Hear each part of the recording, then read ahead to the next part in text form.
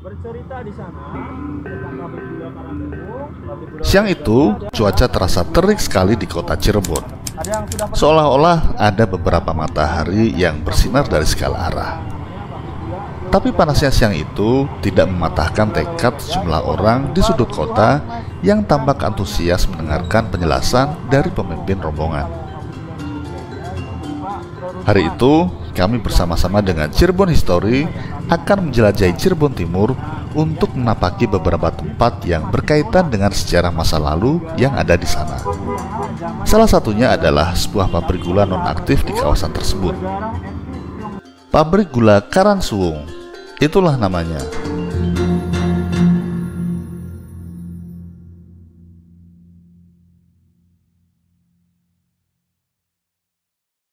Pak Sopir, nanti ada yang di Alfamart Pandengan tuh Pak Sopir. Alfamart Pandengan ya. Sebelah kiri tuh ya. Iya.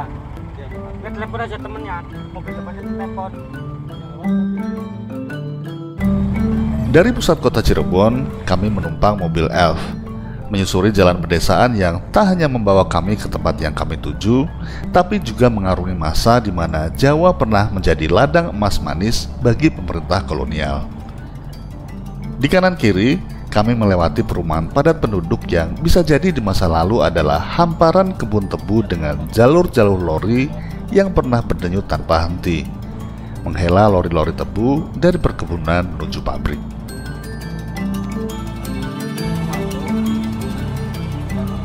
Setelah hampir 1 jam, kami tiba di tempat tujuan. Inilah pabrik gula Karangsuwung, yang terlihat masih kokoh berdiri walau telah mengarungi masa selama ribuan purnama. Di sana, kesunyian seolah menyambut kami.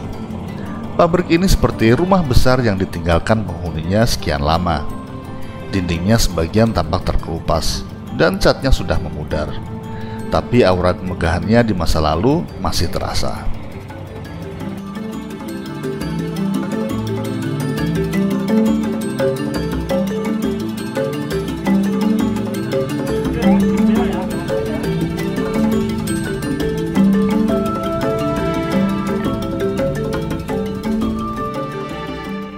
Kami pun bergantian masuk ke dalam dan langsung disambut dengan pemandangan berupa sejumlah mesin pabrik yang terlihat masih cukup baik kondisinya, seolah seperti baru kemarin digunakan. Padahal pabrik gula Karangsuwung ini sudah berhenti beroperasi sejak 2014. Di dalam, pemandu kami menjelaskan secara singkat berdirinya pabrik gula ini. Pabrik gula di Cirebon ya teman-teman ya. Kurang lebih di Cirebon ada 22 pabrik gula di Karesidenan Cirebon. Jadi jedanya 30 tahun kemudian.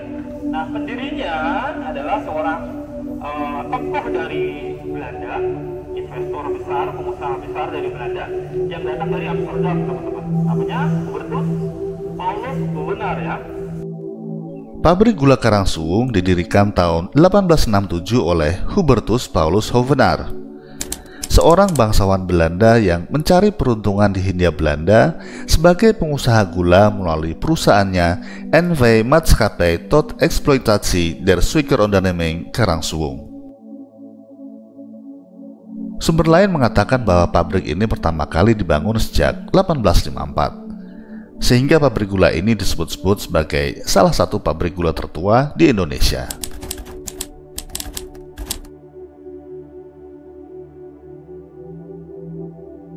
Pada tahun 1896, pabrik gula ini mendapatkan suntikan modal dari Nederlands-Indische Landbouwmaatschappij untuk pengembangan pabrik. Manajemen pun dibenahi menjadi lebih profesional, sehingga pabrik yang awalnya dikelola secara kekeluargaan ini kemudian berubah menjadi korporasi dengan manajemen yang terampil. Dengan adanya perubahan tersebut, maka angka tahun 1896 itulah yang tertera di dinding maupun cerobong asap dan masih dapat dilihat hingga sekarang. Benar ya teman-teman, ada yang menyebutkan adalah tekstur tanah. Jadi wilayah Madura, wilayah pesisir itu cocoknya dilalui dengan tepung. Dan pertanyaan juga teman-teman, kenapa di Cirebon banyak sekali pabrik gula? Ini suatu pertanyaan yang memang seringkali terngiang-ngiang di pikiran teman-teman. Kenapa ya di Cirebon banyak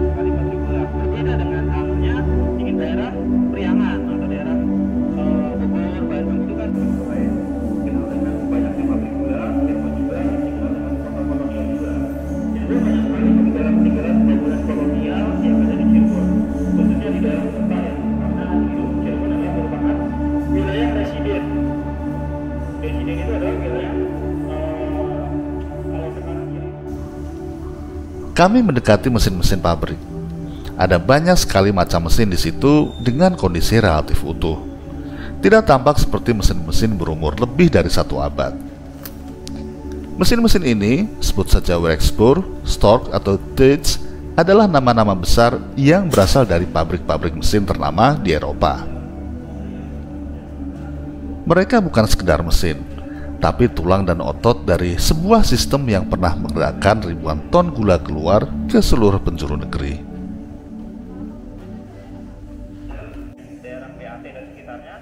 Yang menarik, dalam ruangan tersebut masih dapat dijumpai sebuah jalur rel yang di masa lalu menghubungkan pabrik dengan perkebunan tebu hingga jauh ke pelosok. Tebu-tebu ini dibawa menggunakan lori menuju pabrik untuk ditimbang terlebih dahulu, kemudian digiling di stasiun penggilingan sebelum kemudian dilakukan proses selanjutnya.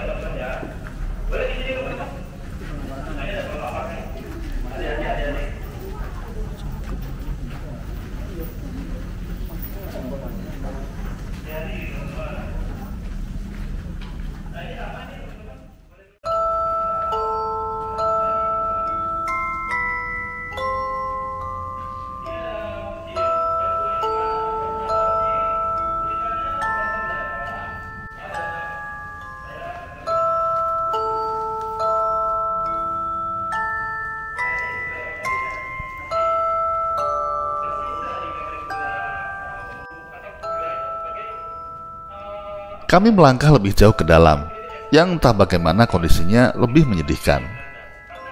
Di sana, tersimpan ketel-ketel uap yang pada masanya memberikan nafas bagi mesin-mesin pabrik untuk menjalankan tugasnya. Kondisi atap yang sudah berlubang sebagian menyebabkan ruangan tersebut terpapar panas dan hujan. Akibatnya, sebagian dinding tampak berlumut dan bahkan ditumbuhi vegetasi liar. Tiang-tiang dan pipa-pipa besi yang malang melintang memenuhi ruangan terlihat penuh dengan karat. Dari sela-sela atap yang runtuh, cahaya matahari menembus ruangan, memberikan kesempatan pada vegetasi muda yang tumbuh di lantai untuk melakukan fotosintesis. Seolah-olah alam memberikan pesan bahwa pada akhirnya alam akan mengambil kembali apa yang dulu diambil oleh manusia. Sebagai pengganti dari VOC yang bangkrut, penggantinya adalah NHM, Nederland Hendricks Maskapai, yang berkantor di area Pelabuhan Cirebon.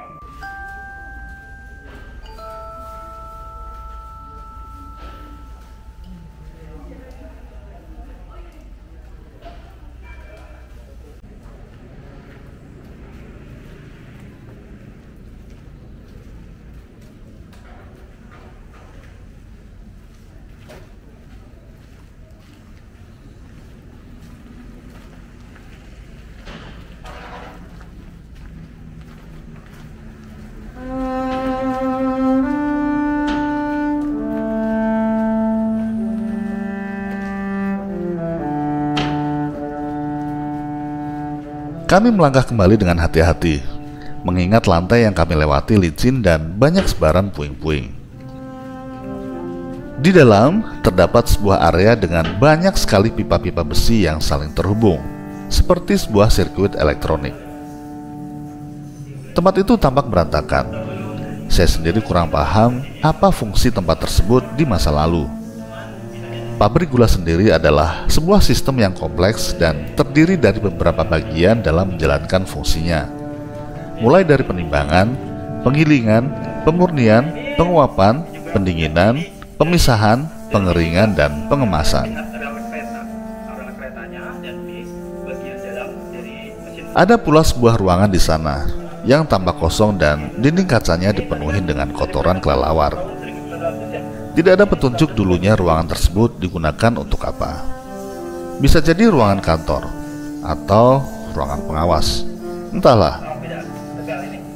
Di sebuah pabrik gula tentu tidak hanya ada stasiun-stasiun produksi, tapi tentu juga ada tempat-tempat untuk menjalankan administrasi. Bahkan di setiap pabrik gula biasanya juga dilengkapi dengan laboratorium untuk melakukan pengawasan proses dan penjaminan mutu produk.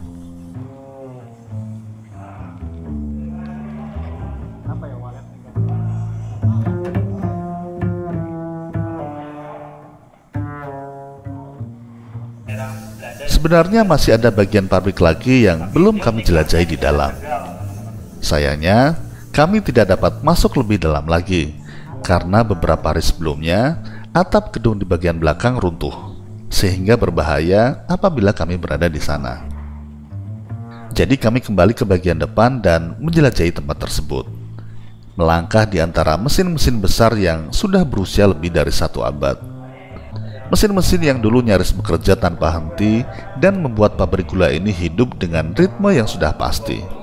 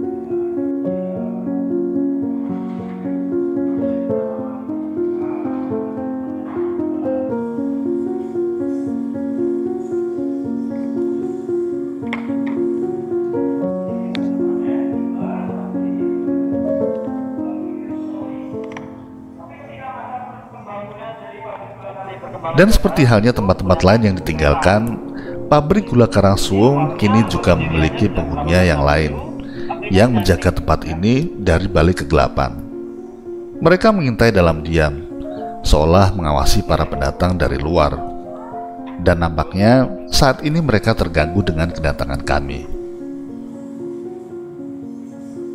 Yang sedang saya bicarakan bukanlah sebuah entitas gaib, walaupun mungkin ada juga di tempat ini. Tapi yang saya maksud adalah puluhan atau bahkan ratusan kelelawar yang bangkit dari tidurnya karena mendengar keramaian yang kami timbulkan.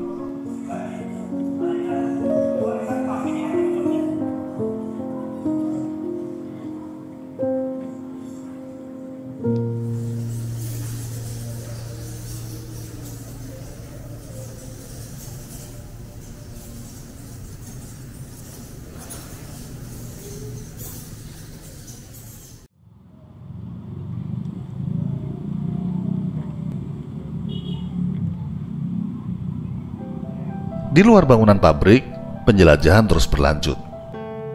Sepertinya pabrik gula ini tampak lebih menyedihkan dilihat dari luar. Semak belukar tumbuh dengan lebat menutupi area emplasemen yang dulu adalah tempat lalu lalang kereta lori tebu. Sebagian atap bangunan runtuh menyisakan rangka-rangka besi yang berantakan dan berkarat. Di bagian belakang, gudang-gudang pabrik tidak terlihat lebih menggembirakan. Dinding-dindingnya mengelupas walau tidak roboh, seperti sedang mencoba bertahan sebagai pengingat bahwa dulu pernah ada ribuan orang yang hidup karena dan untuk tempat ini.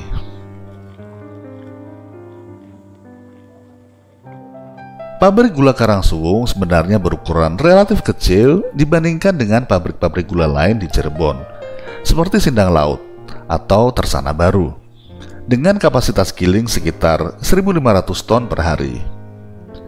Ini ditandai dengan cerobong asapnya yang hanya 1 buah, yang biasanya digunakan pada pabrik era kolonial awal atau pabrik kecil yang belum mengalami banyak modernisasi.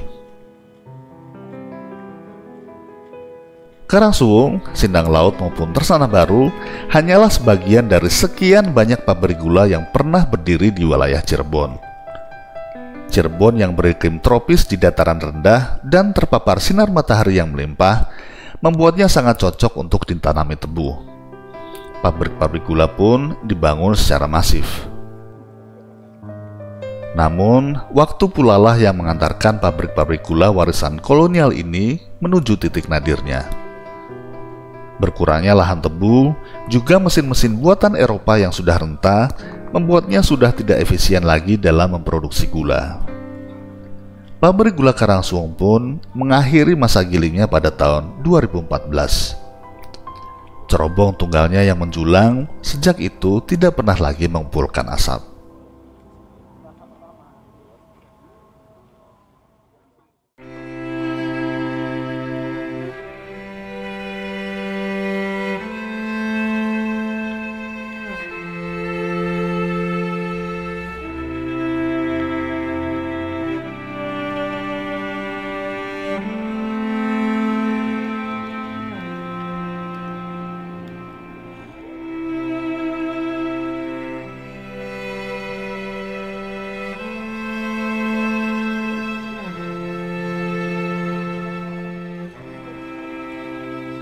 Beredar kabar bahwa pabrik gula ini akan dihidupkan kembali menjadi sebuah tempat wisata heritage dan edukasi.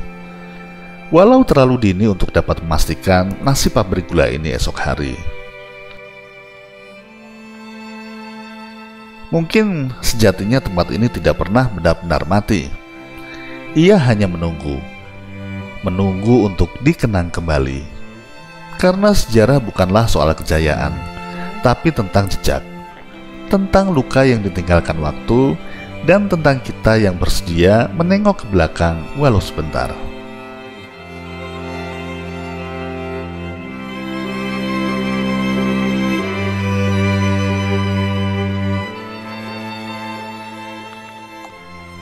Pabrik gula Karangsuwung memang tak lagi menghasilkan gula, tapi ia masih menyimpan rasa. Pahitnya kerja keras buruh rendahan, maupun rasa manis dari harapan-harapan kecil yang mungkin pernah tumbuh di sela kepulan asap dan deru mesin-mesin. Tempat ini dalam kesunyiannya sedang mengajarkan kita untuk tidak cepat melupakan.